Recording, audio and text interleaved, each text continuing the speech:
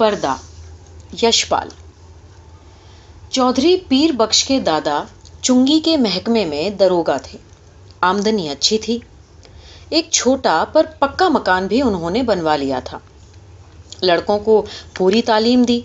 दोनों लड़के एंट्रेंस पास करके रेलवे में और डाक खाने में बाबू हो गए। चौधरी साहब की जिंदगी में लड़कों के ब्याह और बाल बच्चे भी हुए, लेकिन ओहदे में खास तरक्की न हुई।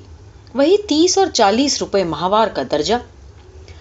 अपने जमाने की याद कर चौधरी साहब कहते, वो भी क्या वक्त थे।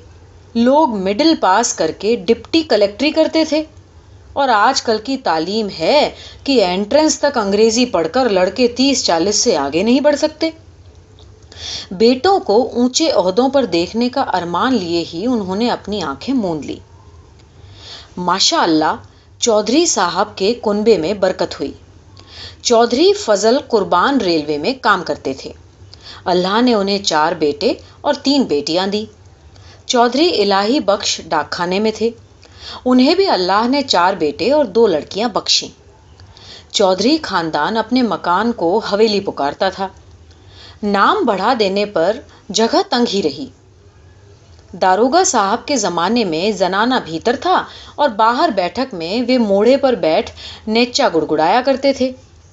जगह की तंगी की वजह से उनके बाद बैठक भी जनाने में शामिल हो गई और घर की ड्योढ़ी पर पर्दा लटक गया। बैठक न रहने पर भी घर की इज्जत का ख्याल था, इसलिए पर्दा बोरी के टाट का नहीं, बढ़िया किस्म का रहता। जाहिर है, दोनों भाइयों के बाल बच्चे एक ही मकान में रहने पर भी भीतर सब कुछ अलग अलग था। ड्योढ़ी का पर्दा कौन भाई लाए? इस समस्या का हल इस तरह हुआ कि दरोगा साहब के जमाने की पलंग की रंगीन दरियां एक के बाद एक ड्योढ़ी में लटकाई जाने लगी। तीसरी पीढ़ी के ब्याह शादी होने लगे। आखिर चौधरी खानदान की औलाद को हवेली छोड़ दूसरी जगह तलाश करनी पड़ी। चौधरी इलाही बख्श के बड़े साहबजादे एंट्रेंस पास करके डाक खाने में 20 रुपए की क्लर्की पा गए और दूसरे साहबजादे मिडिल पास करके अस्पताल में कंपाउंडर बन गए। ज्यों-ज्यों जमाना गुजरता जाता, तालीम और नौकरी दोनों मुश्किल होती जाती। तीसरे बेटे होनहार थे, उन्होंने वजीफा पाया। जैसे तैसे मिडिल कर मुदर्रिस हो देहात चले गए। चौथे लड़के पीर बख्श प्राइमरी से आगे न बढ़ सके। आजकल की तालीम माँ बाप पर खर्च का बोझ के सिवाय और है क्या। स्कूल की फीस हर महीने और किताबों, कॉपियों और नक्शों के लिए रुपए ही रुपए। चौधरी पीर बख्श का ब्याह भी हो गया।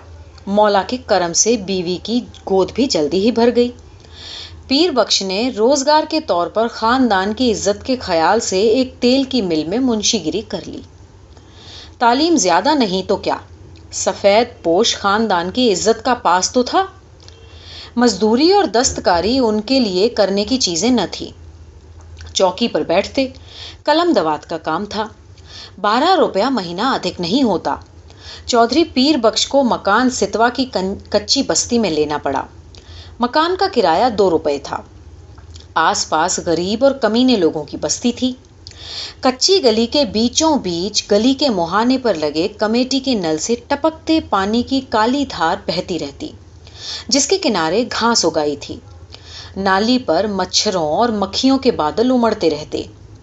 सामने रमजानी धोबी की भट्टी थी, जिसमें से धुआं और सज्जी मिले उबलते कपड़ों की गंध उड़ती रहती। दाईं ओर बीकानेरी मोचियों के घर थे। बाईं ओर वर्कशॉप में काम करने वाले कुली रहते। इस सारी बस्ती में चौधरी पीर बख्श ही पढ़े लिखे सफेद पोश थे। सिर्फ उनके ही घर की ड्योढ़ी पर पर्दा था।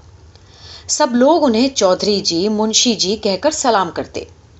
उनके घर की औरतों को कभी किसी ने गली में नहीं देखा।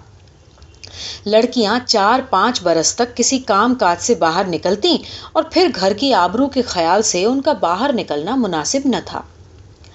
पीर बख्श खुद ही मुस्कुराते हुए सुबह शाम कमेटी के नल से घड़े भर लाते।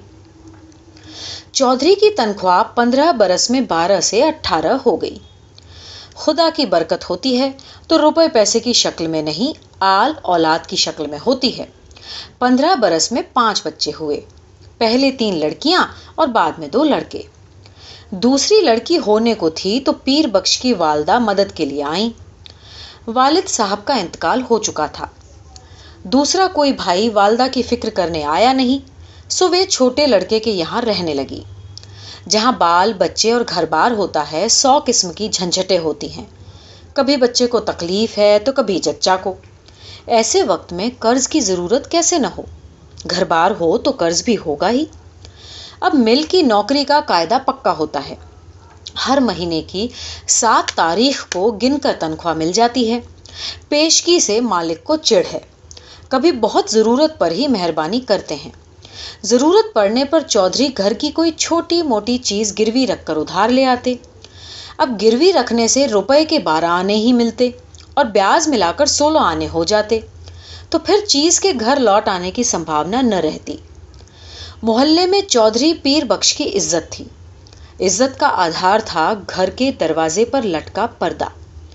भीतर जो हो, पर्दा सलामत रहता।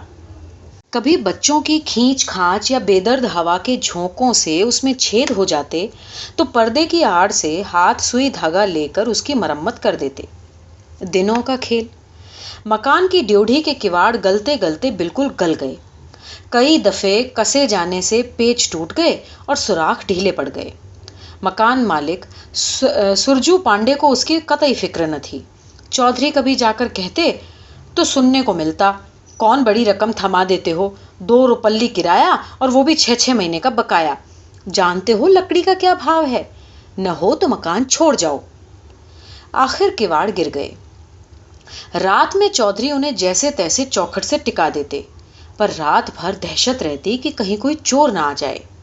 मोहल्ले में सफेद पोशी और इज्जत होने पर भी चोर के लिए घर में कुछ न था। शायद एक भी साबित कपड़ा या बर्तन ले जाने के लिए चोर को न मिलता, पर चोर तो चोर है। छीनने के लिए कुछ न हो तो भी चोर का डर तो रहता ही है। वो चोर जो ठहरा। चोर से ज्यादा फिक्र थी आबरू की। किवाड़ न रहने पर पर्दा ही आबरू का रखवारा था। वो पर्दा भी तार तार होते होते एक रात आंधी में किसी भी हालत में लटकने लायक न रह गया। दूसरे दिन घर की एकमात्र पुश्तैनी चीज दरी दरवाजे पर लटक गई। मोहल्ले वालों ने देखा और चौधरी को सलाह दी, अरे चौधरी, इस जमाने में दरी यूं खराब करोगे? बाजार से लाट टाट का टुकड़ा न लटका दो। पीर बख्श टाट की कीमत भी आते जाते कई दफे पूछ चुके थे। 2 गज टाट 8 आने से कम में न मिलता था। हंसकर बोले, होने दो, क्या है, हमारे यहाँ पक्की हवेली में भी ड्योढ़ी पर दरी का ही पर्दा रहता था। कपड़े की महंगाई के इस जमाने में घर की 5 औरतों के शरीर से कपड़े जीर्ण होकर यूं गिर रहे थे जैसे पेड़ अपनी छाल बदलते हैं। पर चौधरी साहब की आमदनी से दिन में एक दफे किसी तरह पेट भर सकने के लिए आटा के अलावा कपड़े की गुंजाइश कहाँ थी। खुद उन्हें नौकरी पर जाना होता। पायजामे में जब पैबंद संभालने की ताब न रहती, मार्किन का एक कुर्ता पायजामा जरूरी हो गया था। पर लाचार थे।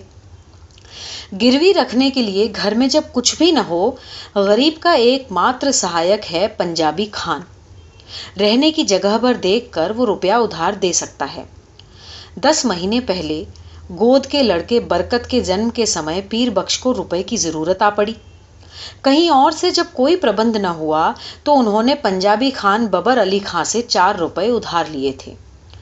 बबर अली खां का रोजगार सितवा के उस कच्चे मोहल्ले में अच्छा खासा चलता था। बीकानेरी मोची, वर्कशॉप के मजदूर और कभी कभी रमजानी धोबी सभी बबर मियाँ से कर्ज लेते रहते थे। कई दफे चौधरी पीर बख्श ने बबर अली को कर्ज और सूद की किश्त न मिलने पर अपने हाथ के डंडे से ऋणी का दरवाजा पीटते देखा था। उन्हें साहूकार और ऋणी में बीच बचौवल भी करना पड़ा था। खान को वो शैतान समझते थे, लेकिन लाचार हो जाने पर उसी की शरण लेनी पड़ी। 4 आना रुपया महीने पर 4 रुपया कर्जा लिया। शरीफ खानदानी मुसलमान भाई का ख्याल कर बबर अली ने 1 रुपया माहवार की किश्त मान ली। 8 महीने में कर्ज अदा होना तय हुआ। खान की किश्त न दे सकने की हालत में अपने घर के दरवाजे पर फजीहत हो जाने की बात का ख्याल कर चौधरी के रोंगटे खड़े हो जाते। लेकिन जब 7 महीने तक फाका करके भी वो किसी तरह किश्त देते चले गए, लेकिन जब सावन में बरसात पिछड़ गई और बाजरा भी रुपए का 3 सेर मिलने लगा, किश्त देना संभव न रहा। खान 7 तारीख की शाम को ही घर आ गया। चौधरी पीर बख्श ने खान की दाढ़ी छुई और अल्लाह की कसम खाकर 1 महीने की मुआफी चाही। अगले महीने 1 का सवा देने का वायदा किया। खान टल गया। भादों में हालत और भी परेशानी की हो गई। बच्चों की मां की तबीयत रोज रोज गिरती जा रही थी। खाया पिया उसके पेट में न ठहरता। पत्थे के लिए उसको गेहूं की रोटी देना जरूरी हो गया और गेहूं मुश्किल से रुपए का सिर्फ 2.5 सेर मिलता। बीमार का जी ठहरा। कभी प्याज के टुकड़े या धनिए की खुशबू के लिए ही मचल जाता, कभी पैसे की सौंफ, अजवाइन, काले नमक की ही जरूरत हो तो पैसे की कोई चीज मिलती ही नहीं। बाजार में तांबे का नाम ही नहीं रह गया था। नाहक इकन्नी निकल जाती थी।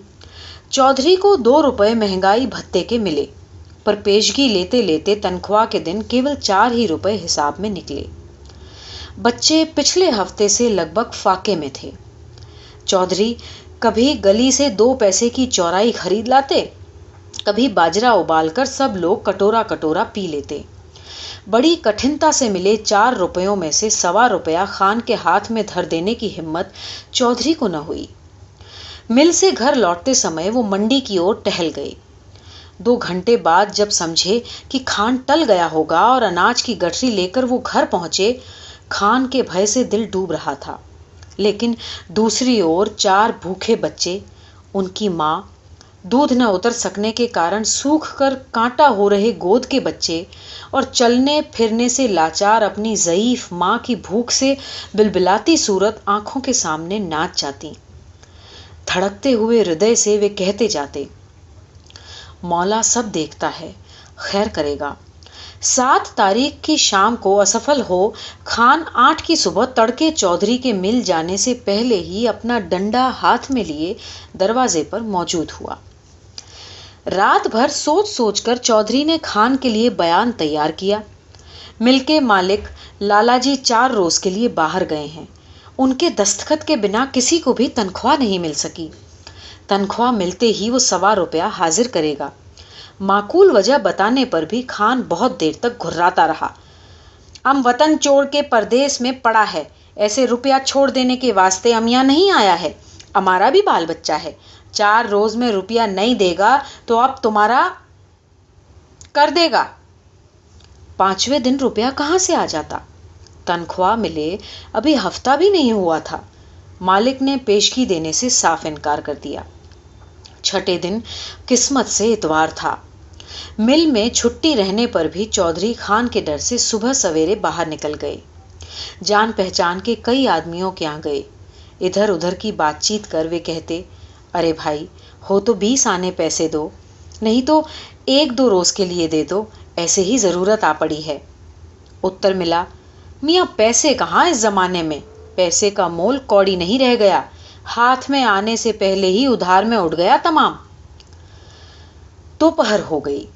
खान आया भी होगा तो इस वक्त तक बैठा नहीं रहेगा, चौधरी ने सोचा और घर की तरफ चल दिए।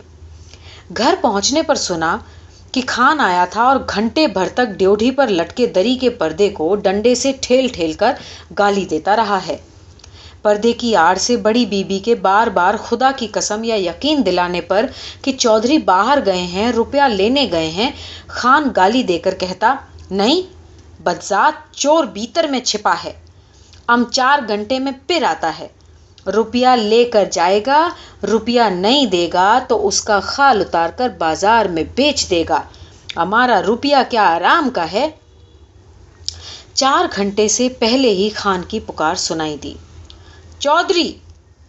पीर बख्श के शरीर में बिजली सी दौड़ गई और वे बिल्कुल निसत्व हो गए, हाथ पैर सुन्न और गला खुश्क। गाली दे पर्दे को ठेल कर खान के दोबारा पुकारने पर चौधरी का शरीर निर्जीव प्राय होने पर भी निश्चेष्ट न रह सका। वे उठकर बाहर आ गए। खान आग बबूला होकर बोला, पैसा नहीं देने के वास्ते चिपता है, एक से एक बढ़ती हुई 3 गालियां एक साथ खान के मुंह से पीर बख्श के पुरखों और पीरों के नाम निकल गईं। इस भयंकर आघात से पीर बख्श का खानदानी रक्त भड़क उठने के बजाय और भी निर्जीव हो गया। खान के घुटने छू अपनी मुसीबत बता वे मुआफी के लिए खुशामद करने लगे। खान की तेजी बढ़ गई। उसने ऊंचे स्वर में पड़ोस के मोची मजदूर चौधरी के दरवाजे के सामने इकट्ठे कर दिए। खान क्रोध में डंडा फटकार कर कह रहा था, पैसा नहीं देना था, लिया क्यों? तनख्वाह किधर में जाता? आरामी हमारा पैसा मारेगा, हम तुम्हारा खाल खींच लेगा। पैसा नहीं है तो घर में पर्दा लटका के शरीफ ज्यादा कैसे बनता? तुम हमको बीबी का गहना दो, बर्तन दो, कुछ तो भी दो, हम ऐसे नहीं जाएगा। बिल्कुल बेबस और लाचारी में दोनों हाथ उठा खुदा से खान के लिए दुआ मांग पीर बख्श ने कसम खाई, एक पैसा भी घर में नहीं, बर्तन भी नहीं, कपड़ा भी नहीं। खान चाहे तो बेशक उसकी खाल उतार कर ले जाए। खान और आग हो गया। हम तुम्हारा दुआ का क्या करेगा? तुम्हारा खाल का क्या करेगा? उसका तो जूता भी नहीं बनेगा। तुम्हारा खाल से तो ये टाट अच्छा। खान ने ड्योढ़ी पर लटका दरी का पर्दा छटक लिया। ड्योढ़ी से पर्दा हटने के साथ ही जैसे चौधरी के जीवन की डोर टूट गई। वो डगमगाकर जमीन पर गिर पड़े। इस दृश्य को देख सकने की ताब चौधरी में न थी, परंतु द्वार पर खड़ी भीड़ ने देखा। घर की लड़कियां और औरतें पर्दे की दूसरी ओर घटती घटना के आतंक से आंगन के बीचों बीच खड़ी कांप रही थीं। सहसा पर्दा हट जाने से औरतें ऐसी ही सिकुड़ गईं जैसे उनके शरीर का वस्त्र खींच लिया गया हो। वो पर्दा ही तो घर भर की औरतों के शरीर का वस्त्र था। उनके शरीर पर बचे चीथड़े उनके 1/3 अंग ढकने में भी असमर्थ थे। जाहिल भीड़ ने घृणा और शर्म से आंखें फेर ली। उस नग्नता की झलक से खान की कठोरता भी पिघल गई। ग्लानि से थूक पर्दे को आंगन में वापस फेंक क्रुद्ध निराशा में उसने ला हौल बिला कहा और असफल लौट गया। भय से चीखकर ओट में हो जाने के लिए भागती हुई औरतों पर दया की भीड़ छट गई। चौधरी बेसुध पड़े थे। जब उन्हें होश आया, ड्योढ़ी का पर्दा आंगन में सामने पड़ा था, परंतु उसे उठाकर फिर से लटका देने का सामर्थ्य उनमें शेष न था। शायद अब इसकी आवश्यकता भी न थी। पर्दा जिस भावना का अवलंब था, वो मर चुकी थी।